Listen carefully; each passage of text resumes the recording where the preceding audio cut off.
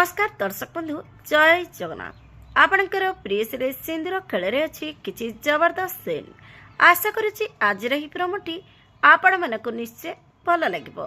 दर्शक बंधु ठाकुर घरे आद्या बसी पूजा करुबले आद्या मुंडिया मारी उठिब ता मथारे भगवान ठाकुराणीकर सिंदूर लगी से सिंदूर देखी आद्या कहब एई सिंदूर मो मनरे नूतन शक्ति प्रदान करुछि माँ। आज मु ए काली शक्ति मल्लिकार नाश करने तोर देवी शक्ति को प्रयोग करी कही से सिंदूर थाली नहीं मल्लिका पाखक जाऊे एपटे मल्लिका कहूब रश्मि तू मो हाथ बंचिकी देखा।